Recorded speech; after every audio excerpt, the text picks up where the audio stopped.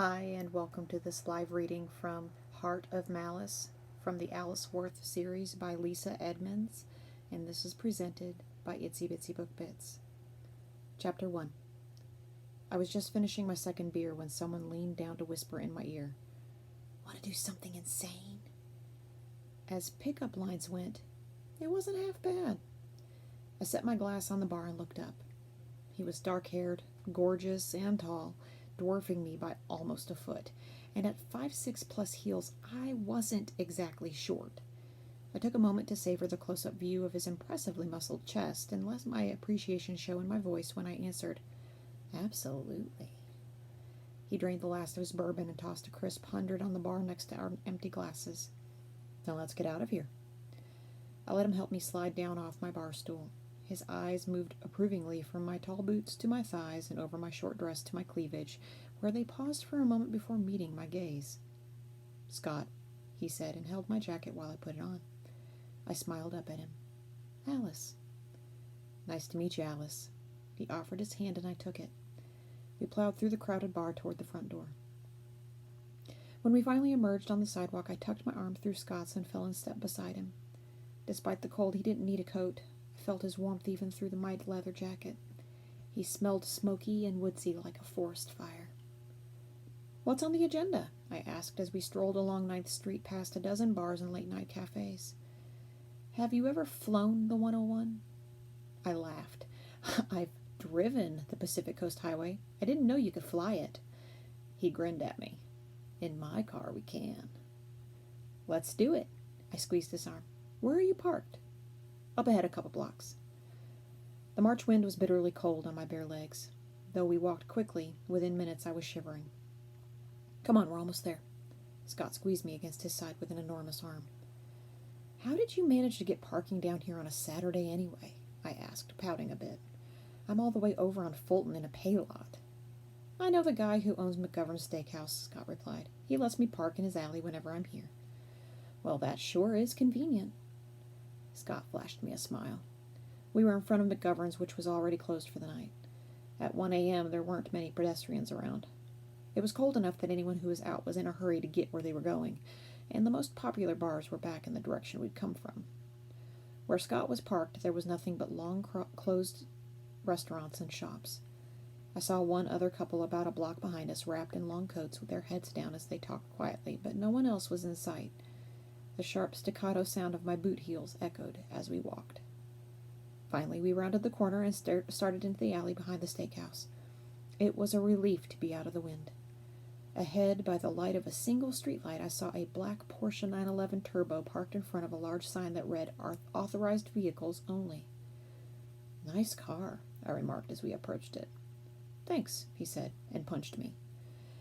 I felt him tense up and managed to turn a fraction of a second before he swung, so his massive fist connected with my side instead of my stomach. Pain exploded in my ribs. I gasped and hit Scott's chest with both hands. Magic flared, and he flew backward into the side of the restaurant, leaving a man-sized crater in the brick wall. He landed in a crouch with a snarl, his eyes blazing bright red. My left side hurt so badly it was hard to think for a moment, and I wondered if he'd broken any ribs. I held my side and spooled my earth magic. Green flames sparked on my skin as a 5-foot-long whip-like stream of cold fire emerged from my right hand. I lashed the Porsche's front tire and it split with a loud bang and the hiss of air escaping. I smiled grimly. No quick getaways for him. "Bitch," Scott growled. His voice was deeper and more gravelly now that he was no longer pretending to be human. "My car!" "I guess you won't be flying the 101 anytime soon," I said. "And by the way, that's a terrible line." The half-demon glowered at me. Above us, the streetlight buzzed and flickered. "What do you want?" he demanded. "You're coming with me. I've got a court summons with your name on it." His eyes glowed brighter with anger. "I don't answer to the humans," he snarled. The corner of my mouth turned up. "No, the other court." Scott hissed. I tensed and shifted my weight, ready for him to attack. Instead, the bastard ran. I cursed and took off down the alley after him, feeling a burst of sharp pain in my side with every step. My boots and short dress might have worked well to catch his attention in the bar, but they were far from ideal for a foot chase. By the time I reached the end of the alley, Scott was already almost a full block ahead of me. As we ran down the deserted sidewalks, headed farther from the relative safety of the bar district and possible witnesses, I set my jaw and blocked out the pain. Scott Grierson was not getting away from me tonight, not after all he had done. Up ahead, Scott darted across the street. Between gasping breaths, I groaned. He was headed for Fields Park. If I lost sight of him in there, he was gone. I put on an extra burst of speed, breaking into a full sprint. Half-demons were larger and stronger than humans, but it was a heavy muscle mass. They might get off to a fast start, but they weren't built for running long distances. By the time Scott ran through the gates of the park, I'd cut the distance separating us in half. The moon, a day from being full, hung bright in the clear sky, and I could see my quarry ahead of me, his steps crunching in the gravel path. Scott heard me gaining on him and suddenly veered off the main path towards some trees. I cut across the grass, hoping to intercept him before he found cover. Behind me, I thought I heard running footsteps back near the gate, but couldn't turn to look. If he had an accomplice, I'd deal with that when I had to. Right now, I couldn't chance him getting away. When I got within 20 feet, I raised my hands. White magic sparked on my palms, and I unleashed a gust of air that sent the half-demon sprawling into the grass with a surprised grunt. Scott rolled to his feet with a growl and turned to face me. His eyes glowed brightly in the darkness. "Who sent you?" I stopped 10 feet away, breathing hard. "I'm here because of Maggie." "Who?" I couldn't see his expression clearly, but his tone sounded genuinely puzzled, and it infuriated me. "Maggie Hill, the girl you picked up a month ago from the same bar we were just in." Scott grinned. Unfortunately for them, a lot of women had found his smile to be charming. Of course, they hadn't seen it paired with his red eyes, at least not until it was too late. Was that her name? I had no idea. My jaw clenched so hard that it hurt. "Did you know any of their names? Maggie? Allison? Katie?" "Nope," Scott said with a shrug. "Honestly, I didn't care. I don't even know what your name is." Suddenly, his arm moved. A flash of metal glinted in the moonlight, and I lashed out with my cold fire whip. The bright green arc of lightning intercepted the blade in midair and sent it flying back in the direction it came from, and buried it to the hilt in the half-demon's right eye. It was over in a heartbeat. For a moment, Scott remained upright, his single red eye wide open in surprise. Then he fell backward and landed on the grass with a solid thump. I approached him warily, my whip still crackling at my side. The half-demon was dying. His remaining eye stared up at me, glowing faintly. Dark blood ran from his right eye socket where a 4-inch knife handle protruded. His mouth moved, but nothing came out. My fingers itched to pull the knife out and put it through his other eye. Instead, I crouched next to him as my whip coiled back into my hand and vanished. Disappointment left a bitter taste in my mouth. He didn't deserve a quick death. It should have been slow and painful. Maggie deserved that, at least. "My name," I told him coldly, "is Alice." Scott exhaled in a long, rattling wheeze. His eye dimmed, then went dark. I sat on the grass next to the body while I caught my breath. Pain lanced through my side, and the chill of the night started to seep into me. Running had made me sweat, and now the wind felt icy on my damp skin. My jaw ached from clenching my teeth, and my fingers dug into the ground in frustration. "Damn it, Alice," I chastised myself. When Scott threw the knife, I'd acted to defend myself, drawing on years of training that had become instinct. Unfortunately, as a result, he'd escaped justice, and now instead of presenting him to the vampire court as my prisoner, he would have to be tried ex mortem. I hoped the Hills could at least find some answers and closure from that. Time to call the vamps to come get the body. I reached into my pocket for my phone. I heard footsteps running from the tree line a half second before 2 flashlight beams blinded me. "Spima, hands on your head!" The voice was loud and male, its tone unmistakable. My night had just gone from bad to infinitely worse. Slowly, I pulled my hand out of my pocket, showed that it was empty, and clasped my hands on top of my head. half expecting to hear gunshots ring out and bracing for bullets that never came. Through the glare of the flashlights, I saw two dark figures in long coats, both pointing guns at me. "My name is Alice Worth," I said calmly over the pounding of my heart.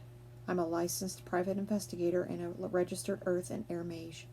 My ID is in my wallet in the left pocket of my jacket." "Do not move," the other agent, a woman, warned me.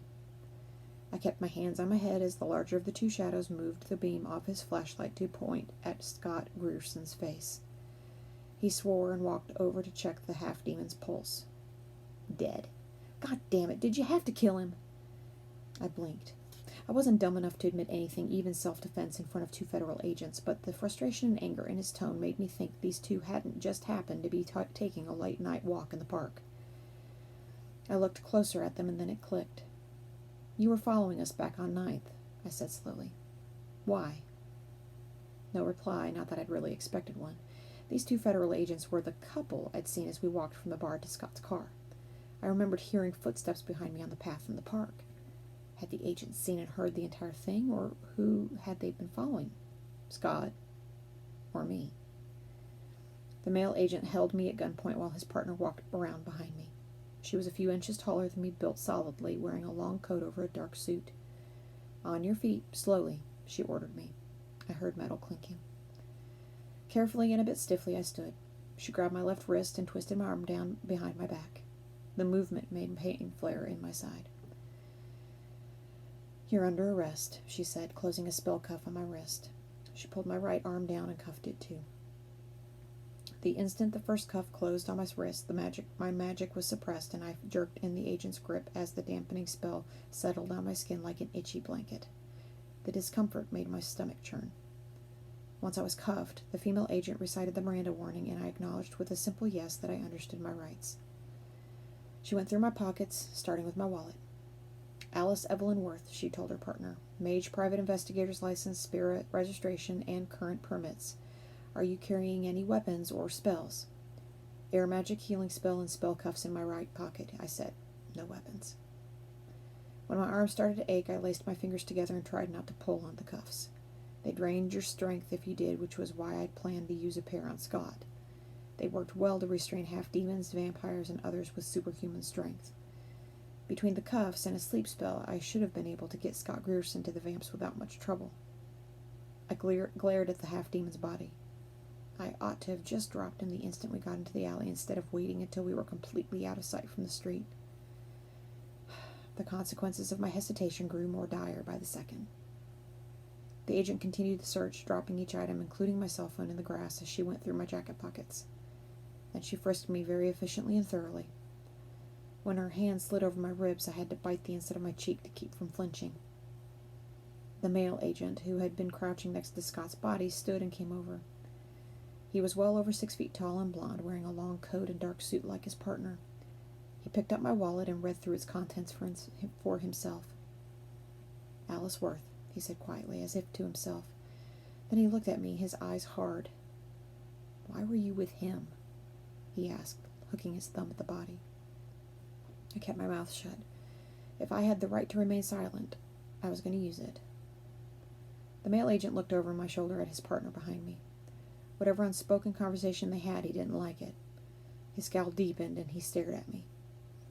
I fixed my gaze on his chin and stayed still, even though the discomfort of the spelled cuffs and the pain in my side made me want to shuffle my feet. Finally he grunted, pulled out his own identification, and stuck it under my nose.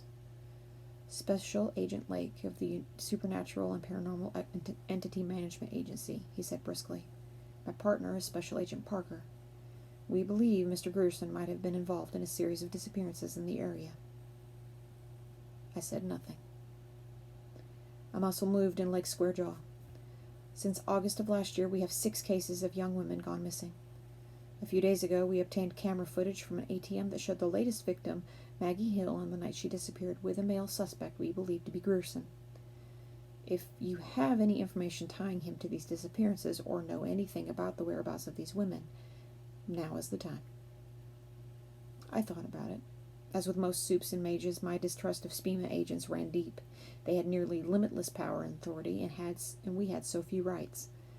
I was acutely aware that Lake and Parker could haul me off and I would disappear into one of the agency's soup prisons, never to be seen or heard from again. I'd killed Grierson in self-defense by accident, really, but it would be difficult to prove that. As such, I wasn't particularly inclined to say anything. The longer I stayed silent, the angrier Lake got. He stepped closer to loom over me.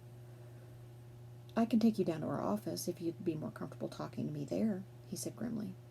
We both knew my comfort didn't figure into the equation, and the odds of me walking back out of the agency office was slim at best. I want some answers. I've got 6 families waiting for news, and so help me if you know what happened, and you're not telling me, I will find a way to get it out of you. I stared at him, my face blank. He'd gone from intimidation to explicit threats in a blink. Neither was new to me. If he expected me to be rattled, he was destined to be disappointed. I'd spent the first 24 years of my life being threatened with and suffering far worse torments than he could ever begin to imagine.